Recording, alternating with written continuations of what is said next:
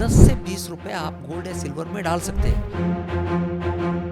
कौन सा भी फॉर्मेट में आप फिजिकल गोल्ड खरीदेंगे तो 24 कैरेट प्योरिटी वाला मिलेगा ही नहीं आपको। विद इन 3-4 मंथ्स क्या होगा, गिरेगा, बढ़ेगा?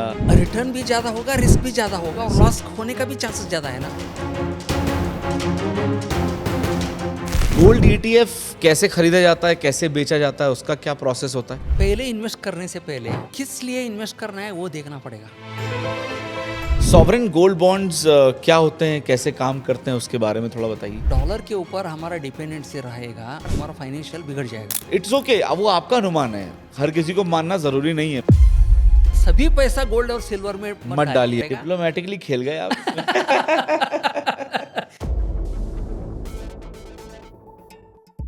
गोल्ड और सिल्वर, सोना और चांदी, ये दो एक ऐसी चीजें जिनके बारे में हर जगह बात हो रही है।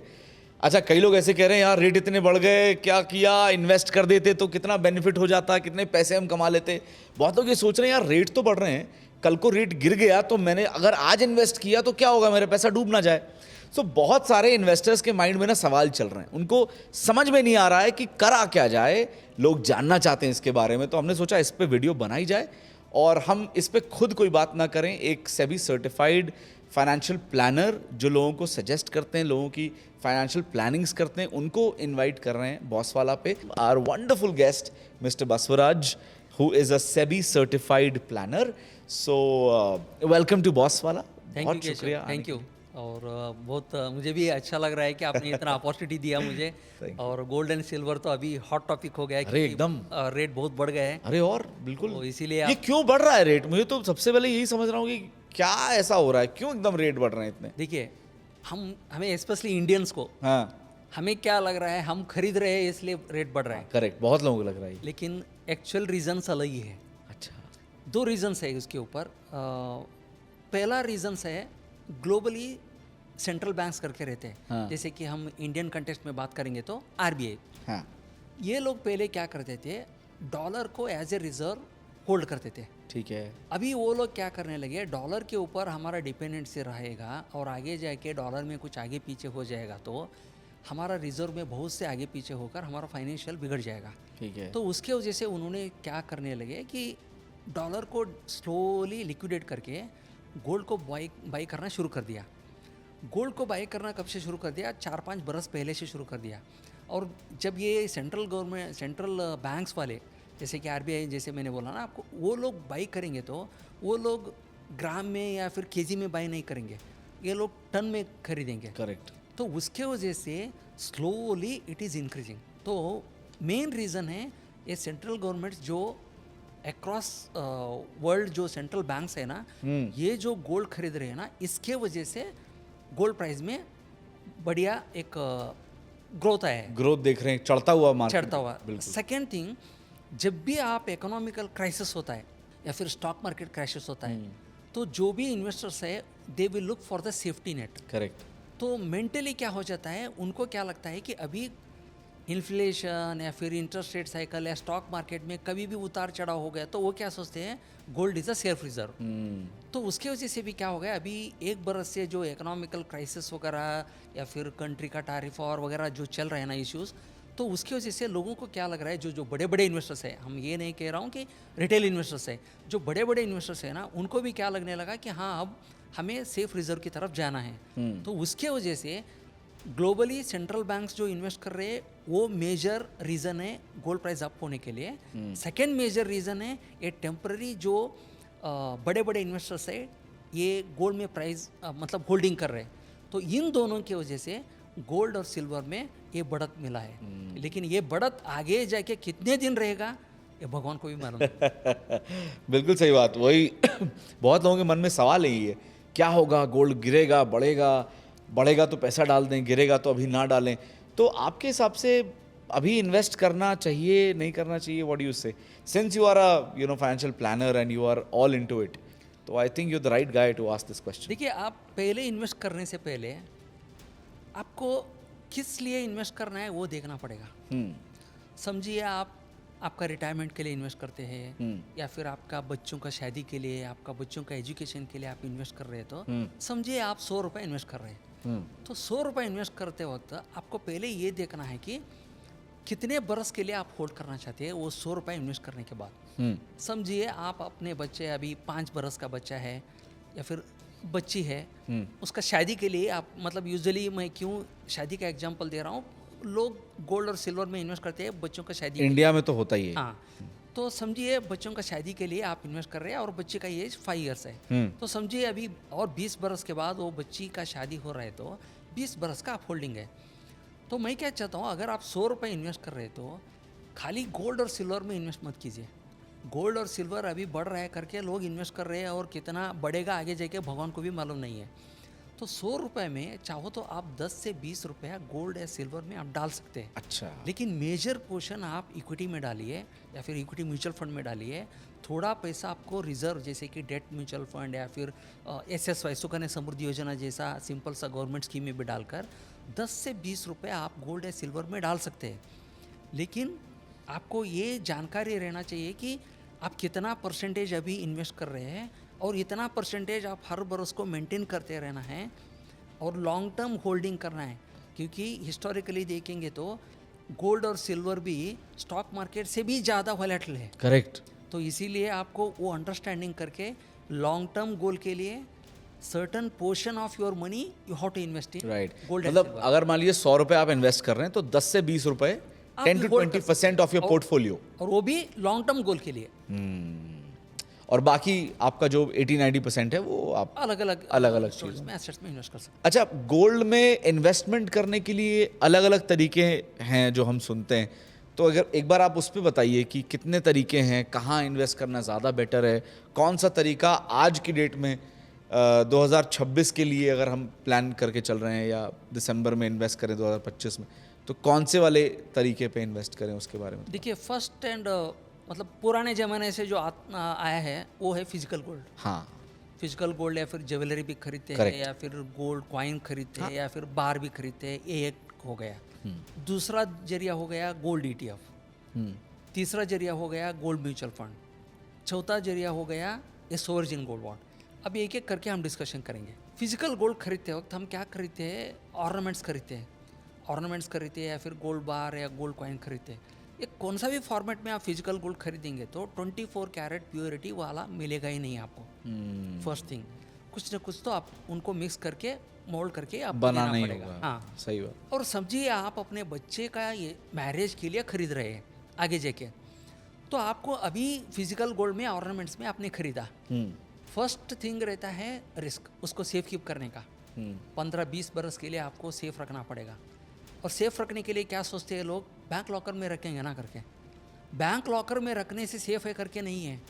तो अभी आप गोल्ड खरीदेंगे, किसी भी फॉर्मेट में खरीदेंगे, समझिए 15-20 बरस के बाद इसी डिज़ाइन आपके बच्चे को पसंद नहीं आएगा, तो आपको फिर से वो चेंज करवाना पड़ेगा, नया डिज़ाइन चाहिए, नया डिज़ाइन चेंज करना पड़ेगा। डिज़ाइन चेंज करने के लिए जाएंगे तो ये ज्वेलरी शॉप वाले क्या करते हैं, बाइंग प्राइस आपसे जो खरीदेंगे उसका प्राइस कम रहता है। हाँ, सही। सेलिंग प्राइस, वो दुकानदार का सेलिंग प्राइस रहता है ना, वो ज़्यादा रहता है। और आप सेल करेंगे तो उसके ऊपर और वो लोग क्या करेंगे, वेस्टेज वगैरह पकड़ेंगे। वेस्टेज वगैरह पकड़ के आपका सोने का प्योर सोना वो खरीदेंगे और सेल करेंगे सेलिंग प्राइस पे। तो मैंने एक आर्टिकल लिखा, कितना नुकसान हो सकता है अगर एक आदमी फिजिकल गोल्ड ज्वेलरी खरीद कर 10 बरस के बाद सेल करेंगे तो obviously approximately around 8% return growth हुआ है ये गोल्ड में बोले तो आपको कम से कम आपने जो इन्वेस्ट किया है उसमें 30% तक का नुकसान हो सकता है। तो इसीलिए आपको फ्यूचर यूज़ चाहिए तो फिजिकल गोल्ड अच्छा नहीं है। गोल्ड बार हो, कॉइन हो या ज्वेलरी हो, उसमें इन्वेस्ट मत कीजिए, इवन दो आपका बच्चे के लिए आप फ्यूचर में इन्वेस्ट कर रहे हैं तो। अगर आपको अभी के लिए अभी आपको ऑर्नामेंट चाहिए यूज़ करने के लिए, पर्सनल यूसेज के लिए, तो आप गोल्ड ज्वेलरी यूज़ कर सकते हैं।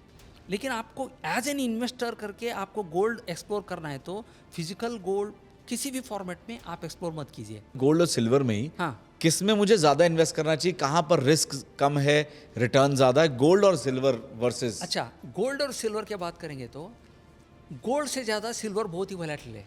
हाँ, तो मेरे हिसाब से अगर थोड़ा आप रिस्क कम लेना चाहते हैं तो बेहतर रहेगा आप गोल्ड में इन्वेस्ट कीजिए। ओके। सिल्वर गोल्ड से भी हायर रिस्क वाला है। हाँ। और इसकी वजह से आप अवॉइड कर सकते हैं, लेकिन आपको रिस्क मैनेज करना है और रिटर्न भी थोड़ा मुझे ज़्यादा चाहिए तो आप गोल्ड और सिल्वर में 50-50 के तरीके से हिसाब से आप इन्वेस्ट कर सकते हैं।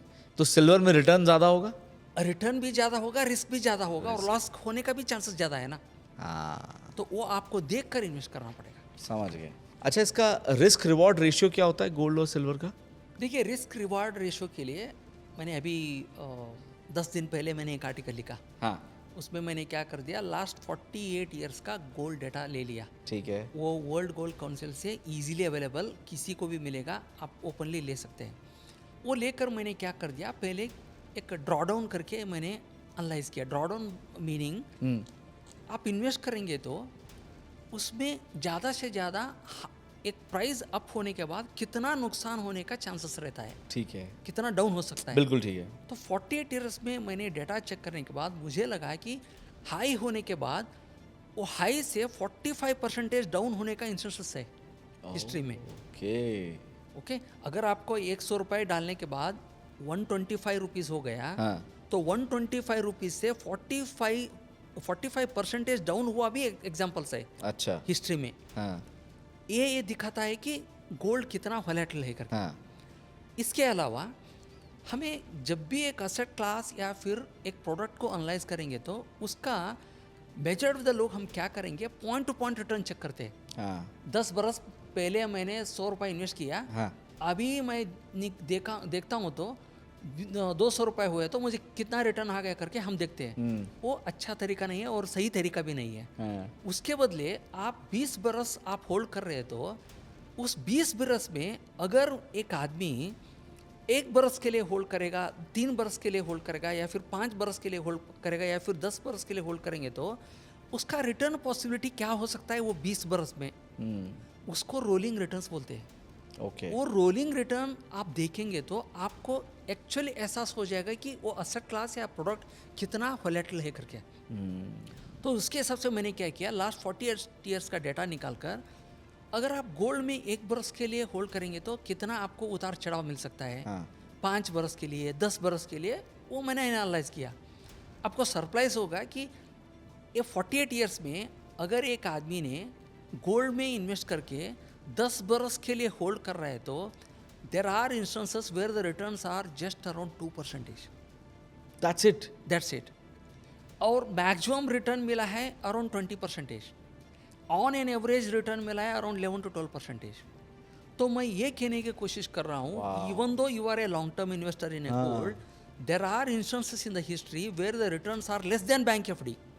करेक्ट। तो इसीलिए आपको अभी 4-5 बरस से जो आपको रिटर्न्स मिला है या मिलेगा करके आपने डाला है वो हो गया, लेकिन यही रिटर्न्स आपको आगे मिलेगा करके आपने इन्वेस्ट किया तो मिल भी सकता है, नहीं भी मिल सकता है। तो ये आपको देखकर इसके हिसाब से रिस्क रिवार्ड आपको चुनकर आपको इन्वेस्ट करना पड़ेगा। सर, लेकिन हम ये भी तो देखते हैं पिछले 8-10 साल में गोल्ड जो है कहाँ 25-30 हज़ार के आसपास था, 30-35, आज कहाँ आसमान छू रहा है। तो आप इसमें तो परसेंटेज वाइज कितना फर्क है अगर किसी ने मैं इन्वेस्ट बोल किया? रहा हूँ ना, अभी 48 बरस में ये जो नया तरीका नहीं है। हाँ। अभी जो 8-10 बरस में ये जो बढ़त हुआ है ना, हाँ। ये पहली बार नहीं हुआ है। अगर आप लास्ट 48 ईयर्स या 50 ईयर्स या इवन 100 ईयर्स का हिस्ट्री देखेंगे तो उसमें बहुत से जगह पे ऐसे इंस्टेंसेस हुए हैं। इसका मतलब ये नहीं है कि आगे जाके भी ऐसा होगा। रीजंस अलग अलग थे। जब भी इन्फ्लेशन ज़्यादा होता है या फिर इकोनॉमिकल अनसर्टेनिटी ज़्यादा होता है तब ऐसे होता है करके, मैं जैसे मैंने बोला ना, उसकी वजह से भी रिटर्न बढ़ सकता है।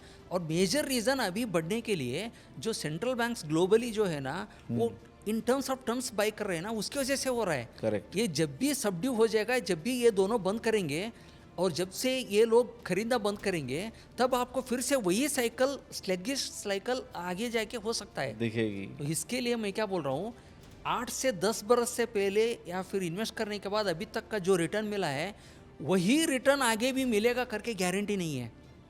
मिल भी सकता है, नहीं भी मिल सकता है। और उसके ऊपर जैसे कि मैंने बोला, gold and silver is highly volatile then the equity market. So वो भी देखकर आपको इन्वेस्ट करना पड़ेगा, बल्कि खाली रिटर्न्स को देखकर। समझ गया।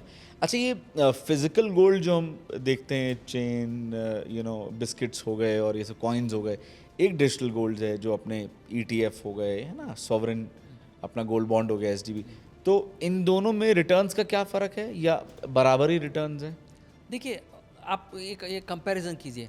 24 कैरेट का गोल्ड का रेट अलग रहता है, 22 कैरेट का गोल्ड अलग रहता है, उसके हिसाब से अलग अलग रिटर्न भी होता हाँ, है। हाँ। अंडरलाइंग गोल्ड का अप एंड डाउन वही रहेगा, लेकिन आप किस मॉडल में इन्वेस्ट कर रहे हैं वो आपको मालूम होना चाहिए। फिजिकल गोल्ड में आप इन्वेस्ट करेंगे तो, जैसे कि गोल्ड ज्वेलरी में इन्वेस्ट करेंगे तो मेकिंग चार्जेस वेस्टेज ये पे करने के जाएगा। बाद आपको नेट गोल्ड प्राइस आपका वैल्यूएशन कम हो जाएगा। Correct. उसके हिसाब से आपको रिटर्न मिलने का भी संभावना कम हो जाएगा। तो मैं क्या बोलता हूँ आपको, अगर आप एज एन इन्वेस्टर देखना चाहते हैं तो आपको प्योरिटी के हिसाब से आप इन्वेस्ट करना चाहते हैं तो बेटर रहेगा कि आप गोल्ड ETF या फिर गोल्ड म्यूचुअल फंड में इन्वेस्ट कीजिए, बल्कि कि ये फिजिकल गोल्ड में। समझ गया। सॉवरेन गोल्ड बॉन्ड्स क्या होते हैं, कैसे काम करते हैं, उसके बारे में थोड़ा बताइए। Sovereign gold bond central government ने शुरू किया था। हाँ। उसका पीरियड 8 बरस का रहता है। हम्म। ओके, और मिनिमम 1 ग्राम का एक बॉन्ड खरीद सकते हैं। 8 बरस तक आपको रुकना पड़ेगा, और इशू प्राइस के ऊपर हर बरस आपको सेंट्रल गवर्नमेंट 2.5% इंटरेस्ट भी देता रहेगा। ठीक है। और मैच्योरिटी के बाद आपको जो भी गेन होगा वो कम्प्लीटली टैक्स फ्री रहेगा। लेकिन अगर आप सेकेंडरी मार्केट में मैच्योरिटी से पहले सेल करेंगे तो टैक्स देना पड़ेगा, आपको कैपिटल गेन टैक्स देना पड़ेगा। समझिए आपने 1 बरस के अंदर सेल किया, तो जो भी गेन होगा ना उसके ऊपर आपको एज पर टैक्स स्लैब सेल टैक्स पे करना पड़ेगा। ठीक है। अगर 1 बरस के बाद आप सेल करेंगे तो 12.5% के हिसाब से आपको टैक्स देना पड़ेगा। लेकिन मैच्योरिटी तक आप रुकेंगे तो कम्प्लीटली टैक्स फ्री है। लेकिन 2023 के बाद से आई थिंक सेंट्रल गवर्नमेंट ने ये नया बॉन्ड इशू करना बंद कर दिया। तो अभी जो भी बॉन्ड है वो पहले इशू हुआ है। तो अगर आपको सोवरेन गोल्ड बॉन्ड खरीदना है तो सेकेंडरी मार्केट में आप ये बॉन्ड खरीद सकते हैं, लेकिन उसके हिसाब से 8 बरस का टेन्योर नहीं रहेगा, क्योंकि ये ऑलरेडी इशूड बॉन्ड है। या फिर एक बॉन्ड तो 1 बरस में मैच्योरिटी होने वाला रहेगा, 2 बरस, 3 बरस या 5 बरस या लेस देन 8 बरस वाला बॉन्ड रहेगा आपको जी। तो उसके हिसाब से आपके रिक्वायरमेंट के हिसाब से सोवरेन गोल्ड बॉन्ड आपको बेहतर रहेगा। समझ गए। अच्छा, गोल्ड ETF कैसे खरीदा जाता है, कैसे बेचा जाता है, उसका क्या प्रोसेस होता है? गोल्ड ETF खरीदने के लिए पहली बात आपको डीमैट अकाउंट की ज़रूरत है, और खरीदना और बेचना सिंपल, जैसे कि आप स्टॉक्स वगैरह खरीदते हैं बेचते हैं, उसके हिसाब से रहता है जी। लेकिन आपको वॉल्यूम भी, मतलब ट्रेडिंग वॉल्यूम भी देखना पड़ेगा।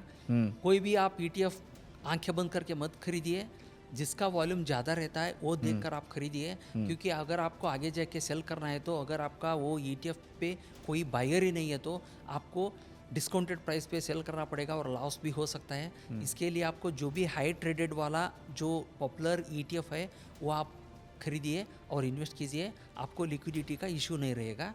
लेकिन जैसे कि मैंने बोला, ETF खरीदने के लिए या फिर बेचने के लिए आपको डीमैट अकाउंट की ज़रूरत है, और सिंपल सा स्टॉक जैसा ही आपको बाय ऑन सेल करना पड़ेगा। समझ गए। अच्छा, गोल्ड और सिल्वर के इन्वेस्टमेंट पे टैक्स इम्प्लीकेशंस कैसे होते हैं? अगर आप फिजिकल गोल्ड या फिर फिजिकल सिल्वर या फिर अनलिस्टेड इंस्ट्रूमेंट्स रहे, जैसे कि गोल्ड म्यूचुअल फंड रहे, अगर आप 2 बरस के अंदर सेल करेंगे तो उसके ऊपर जो भी गेन होगा उसके ऊपर आपको as per your tax slab आपको टैक्स देना पड़ेगा। अगर आप 2 बरस के बाद सेल करेंगे तो जो भी गेन है उसके ऊपर आपको 12.5% के हिसाब से विदाउट इंडेक्सेशन आपको टैक्स पे करना पड़ेगा। ठीक है। ये रह गया अनलिस्टेड गोल्ड एंड सिल्वर के बारे में। ठीक है। अगर समझिए आप गोल्ड ETF पे इन्वेस्ट कर रहे हैं, हाँ। गोल्ड ETF में अगर आप 12 मंथ्स के अंदर, मतलब 1 बरस के अंदर आप सेल करेंगे तो हाँ। जो भी गेन होगा उसके ऊपर आपको एज पर टैक्स स्लैब आपको पे करना पड़ेगा टैक्स। ओके। अगर आप 12 मंथ के बाद यानी कि 1 बरस के बाद आप सेल करेंगे तो उसके ऊपर जो भी गेन होगा उसके ऊपर आपको 12.5% के हिसाब से आपको टैक्स पे करना पड़ेगा। ओके। अभी आगे क्या लग रहा है आपको? विद इन 3-4 मंथ्स क्या होगा? गिरेगा, बढ़ेगा? नहीं, 3-4 मंथ्स के बारे में मैं तो 6 months, 1 year? नहीं, शॉर्ट टर्म में I will not predict. Okay. मतलब 5 years? 5 years में obviously there is a positive, मतलब एक पॉजिटिव वाइब है गोल्ड एंड सिल्वर के बारे में। ओके। रिटर्न बढ़ सकता है, लेकिन इतना जितना अभी आपको मिला है उतना न मिल सकेगा, लेकिन एज एन एसेट क्लास उसका भी एक अप्रिसिएशन रहेगा ही। मतलब ये नहीं बोल सकता कि मैं 20-25% मिलेगा या फिर 50% मिलेगा। आप मान के चलिए बैंक FD या फिर बैंक FD से ज़्यादा आपको रिटर्न मिल सकता है, कम से कम। तो आप ये सोच के आपको मेंटली प्रिपेयर रहना पड़ेगा। डिप्लोमेटिकली खेल गए आप। ना तो ये कह रहा हूँ, ना तो मैं ये कह रहा हूँ, ना तो ऐसे क्योंकि आगे जाके किसी को भी मालूम नहीं है ना। हाँ नहीं वो तो तो है। इसीलिए अगर मैं एक्चुअली कुछ ना कुछ प्रिडिक्ट किया, और आपका गट क्या कहता है, अंदर से क्या आवाज आ रही कि यार, क्योंकि आप मार्केट देख रहे हो इतने सालों से, एक होता है ना कि आपका अनुमान भी होता है, इट्स ओके, अब वो आपका अनुमान है, हर किसी को मानना जरूरी नहीं है। मैं ये नहीं कह रहा हूँ कि जो बसवराज जी कह रहे हैं वो मानो, लेकिन एक आपका गट फीलिंग क्या कह रही है यार कि केशव मेरी ये ख्याली हो सकता है गलत हो जाए, बट मेरी गट फीलिंग ये कह रही है।